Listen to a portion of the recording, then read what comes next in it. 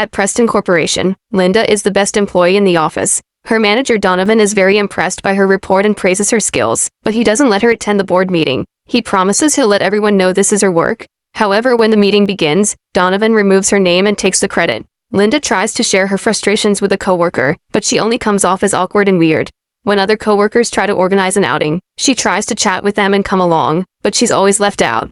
At home, Linda has no friends or family. She's alone in all her vacation pictures, and her only company is her parrot. Yet Linda always remains positive and thinks that with enough hard work she'll find success one day. The company owner even said that she was next in line for vice president. After dinner, Linda likes to watch Survivor. Her books and vacation pictures show her interest in the subject of survival. The next day, Bradley takes over his late father's position as company president. Linda quickly hides her lunch and rushes to introduce herself, but she still has mayo on his face, so Bradley is repulsed. She tries to make a joke about shoes that only makes Bradley feel more awkward, so he leaves for his office. Afterward, Bradley notices mayo on his hand and complains about how disgusting Linda is. Executive Franklin informs him that Linda was promised the vice president position, but Bradley says he'll give that promotion to Donovan. Franklin explains that the company depends on Linda and even Bradley's father dumped everything on her. Bradley doesn't care and wants her moved to another office to keep her hidden. Then Franklin desperately points out that they have a major meeting in Bangkok coming up. Donovan can't handle it alone. In fact, nobody has solved the issue with Appendix D. Bradley agrees to bring Linda to the trip, but only so she can help Donovan. She won't be allowed in any meetings. Later, Linda notices that Bradley and Donovan are fooling around together. A coworker informs her that they used to be fraternity buddies and Donovan has been promoted to vice president. A furious Linda rushes to Bradley's office to ask why she didn't get the promotion, pointing out that Donovan has been here for only 6 months and she's been here for 7 years. Bradley explains that Linda is good with numbers, but she isn't good with people, and he needs someone who can charm a room to get business deals. He also points out that she has something on her teeth, further humiliating her. As a compromise, he tells her to join the Bangkok trip and solve the issue with Appendix D so she can prove him wrong. Linda tries to protest, but Bradley ignores her to play golf. At that moment, Bradley's fiancée Zuri arrives and Linda notices her very expensive ring. When she tries to leave, Bradley says people have been complaining about Linda having her lunch at her desk because of the smell, so she must eat in the break room. This is a lie, he's the only one bothered by this. Linda walks through the office while holding back tears, feeling everyone's eyes on her. She manages to make it to her car and tries to convince herself that she's enough, but she's still crying. On the morning of the trip, Linda arrives at the airport full of energy and announces she solved the issue with Appendix D, but Bradley isn't paying attention. During the flight, Linda keeps working while the guys fool around. Donovan reveals he's found Linda's audition tape for Survivor and everyone laughs at her. When Linda realizes what's going on, she's so upset that she decides not to send her report with a solution. Suddenly the plane shakes for a few seconds, so the stewardess makes everyone take their seats and secure their seatbelts. Bradley and Linda immediately do so, but Bradley makes a joke saying only weaklings need seatbelts, so the others laugh instead of sitting. When the plane starts shaking again, Donovan and 2 other employees are thrown around the cabin. At that moment the plane catches fire and starts going down. The wall breaks and the cabin depressurizes, causing an employee to get sucked out. Donovan holds on to Linda's leg, so she offers her arm to help him, only for him to ask for her seat. At the same time, the other guy tries to hold on to Bradley, who immediately pushes him off. The employee manages to grab Donovan's leg as Linda's glasses fly off, hitting him on the face. Since Donovan keeps telling him to let go, the guy bites his leg, and Donovan responds by hitting him.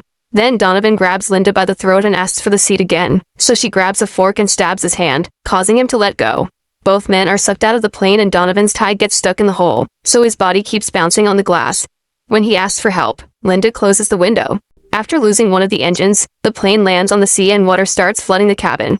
Linda holds her breath as she struggles with the seatbelt. Once she manages to free herself, she swims ahead and is startled by the body of the stewardess. She screams before swimming out of the plane to reach the surface, only to discover she's in the middle of nowhere. Soon the plane disappears underwater. The next morning, Linda wakes up on an island.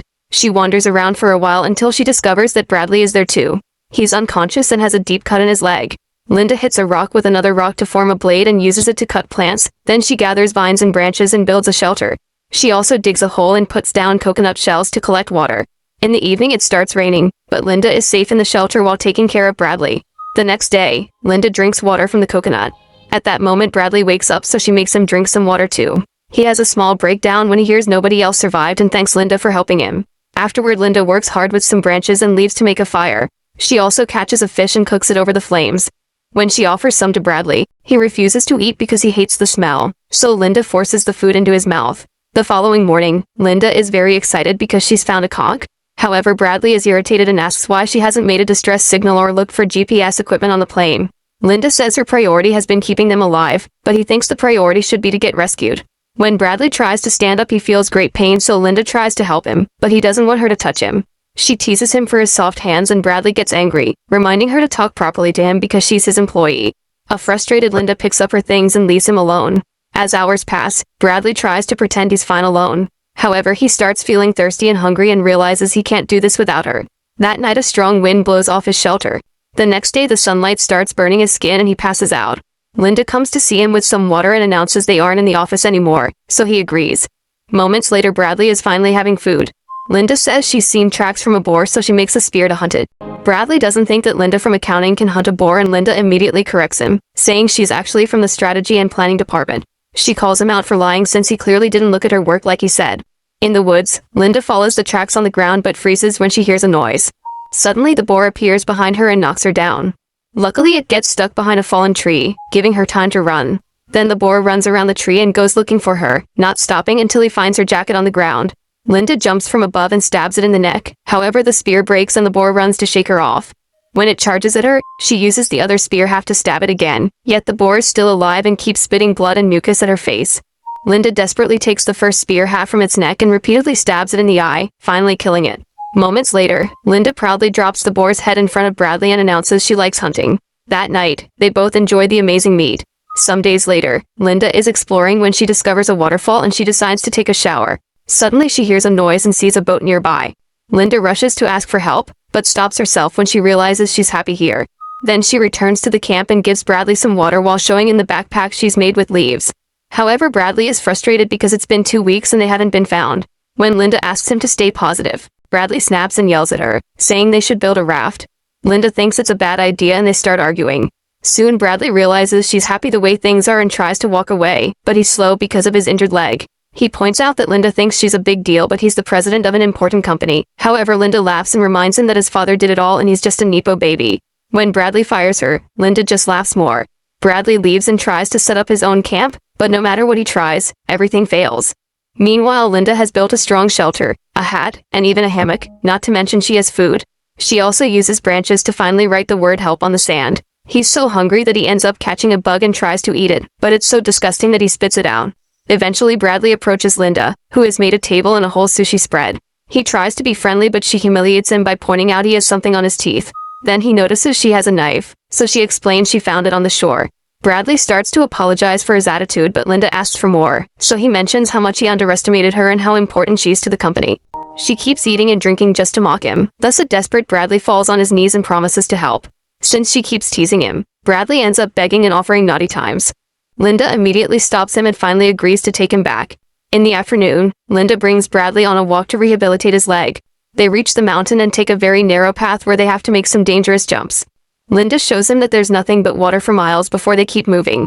She then shows him how to check for poisonous berries. They must rub them on the skin to see if there's a reaction.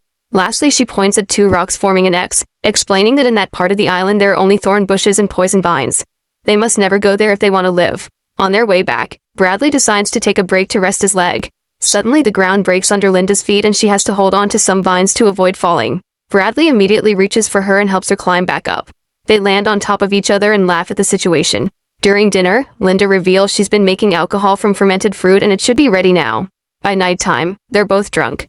Linda suddenly shares that she used to be married. Their relationship lasted 10 years before his death, but Linda doesn't feel bad because he was an unloving husband. Bradley says he knows how that feels because he never truly knew his dad. The man had always been working and never had a connection with his son or wife.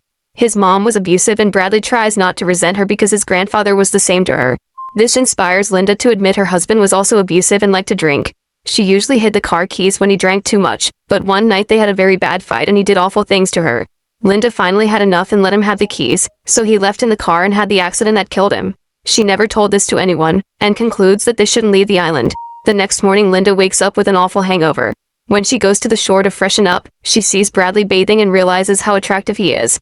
In the afternoon, a terrible storm hits the island and Linda has to push Bradley out of the way to save him from a falling tree. Then they run to a cave to hide until the storm passes. Bradley hugs Linda to share body heat. The following day, Linda wakes up alone in the cave, so she goes looking for Bradley, who is in the woods. Their camp has been destroyed and Linda apologizes for building it so close to the shore. Bradley just says that they can build a new one together on higher ground. Sometime later, the duo has a brand new camp. When Bradley feels his leg getting stiff, they go for a walk and he thanks her for everything she's taught him. In the evening, he volunteers to make dinner and admits this is the first time he's ever cooked. Suddenly Linda starts feeling dizzy and realizes he put the bad berries in her food before she collapses. Then Bradley runs into the woods and comes back with a raft he's been building in secret. He gets on the water and rows away until a wave hits him. The raft stays in place and he's so proud of his work that he gives Linda the finger. However, when a second wave hits him, the raft comes apart and a third bigger wave throws Bradley into the water. He's slowly drowning and hallucinating that Zuri has come for him. However, she pukes on him. It turns out Linda has rescued him while she's still sick from the berries. On the shore, she starts doing CPR while more puke falls on Bradley's face. The next morning, Linda feeds Bradley before explaining that she needs to teach him that he isn't in control anymore. Suddenly, Bradley starts feeling sick and Linda reveals she's fed him a kind of octopus that emits a toxin that blocks human nerves. He'll remain conscious but his body won't be able to move. Once Bradley is fully paralyzed, Linda puts her knife on the fire and takes off Bradley's clothes while talking about her old dog, who is fixed to make him more obedient. She tells Bradley that he needs to accept she's the boss now and lowers the knife to his groin, making it look like she's cutting his member off. Bradley can't move his eyes, so he only cries as blood splatters on his face. However, Linda pulls out a dead rat, revealing it was all a trick to scare him. She swears that if he makes another mistake, the next time it won't be a rat.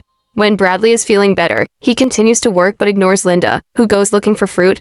On the opposite beach, she's shocked to see Zuri arrive on a boat. Zuri rushes to hug Linda and even remembers her name. Linda tells them that Bradley is fine, but secretly she doesn't want this to end. As she guides Zuri and the captain to the camp, she wonders if there are more search parties. They confirm that there aren't. In fact, Zuri hired her own boat to continue the search. Linda takes the duo up the mountain, claiming that the camp is there. When they reach the weak spot, she stops to pretend to tie her shoelaces and tells them to keep going. Zuri immediately slips off the edge and the captain grabs her as he asks Linda for help, but she doesn't move. Moments later, Linda returns to the camp and sits on the shore, dealing with her guilt. Bradley says they should go hunting, but Linda announces she's taking a sick day. Bradley reminds her he can't do it alone while noticing the knife nearby. That night, Linda hears Zuri's voice calling her name and finds her crawling out of the sea. Zuri calls her a murderer and Linda panics as she waves her torch, only to realize she's hallucinating. When a creepy corpse jumps on her from behind, Linda wakes up. The next morning, Bradley tries to go hunting, but he makes noise and the boar runs away. At that moment, he sees a hand sticking out of the sand and has a breakdown when he discovers Zuri's ring. He yells in fury as he runs back to the camp. When Linda returns from her walk, Bradley asks if she killed Zuri and shows her the ring. Linda explains that Zuri slipped, but she didn't tell him because he wouldn't believe her. Bradley confirms he doesn't believe her and mentions her husband, so Linda reaches for the knife. However, Bradley has it, thus Linda starts running away. A chase ensues and Bradley quickly loses sight of Linda. He checks behind a tree and sees her shoes before she jumps on him and tries to choke him with her shoelaces. In the struggle, he drops the knife. Bradley manages to push Linda as he rips off some skin from her head, and Linda jumps on him again to continue the fight. He tries to choke her and she responds by biting his shoulder, ripping off some skin too. Then she bites his hand and Bradley pushes his thumb into her eye. Linda manages to grab a rock and hits him in the head, making him dizzy.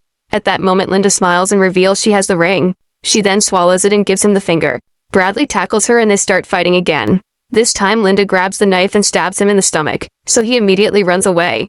Linda considers following him, but she notices that he's going to the X rocks and decides to wait. Moments later, Bradley reaches the other side of the island and discovers that this area isn't dangerous. It actually has a vacation house. A furious Bradley runs to the nearest door and manages to get inside. He covers his wound with a kitchen cloth and takes fresh water from the fridge. At that moment, he hears Linda's voice mocking him, so he opens a drawer but notices that all the knives are missing. Linda laughs at him for believing that the knife she found would wash up on shore. Realizing that she's speaking through the security system, Bradley throws an object at the camera to break it. However, Linda still sees Bradley as he walks to the other rooms. She explains that when she saw that boat many days ago, she followed it and watched some employees drop supplies. She memorized the lock password when they used it and later broke in. Linda also admits that she hit the boat captain to make him and Zuri fall to their deaths. Bradley continues to sneak around but is eventually cornered by Linda, who has found a gun. A desperate Bradley cries as he admits he was a monster, but he swears he's changed thanks to her and calls her the most amazing person he's met. He even says he loves her and that they can live happily together in this house. Linda also says she loves him, but at that moment she notices that a helmet decoration is missing a horn and Bradley has a hand behind his back. Bradley uses the distraction to attack her, making her drop the gun and slashing her with the horn. He quickly picks up the gun and tries to shoot her, only to discover there's no ammo. Linda grabs a golf club and strikes him several times to finally kill him. A year later, Linda is a successful woman playing golf with celebrities. When a reporter interviews her, it's revealed that she was found alone on a raft in the middle of the sea. Everyone thinks she was the only survivor, and she even wrote a book about her experience, which will soon become a movie. Now she's writing a self-help book to teach people to save themselves.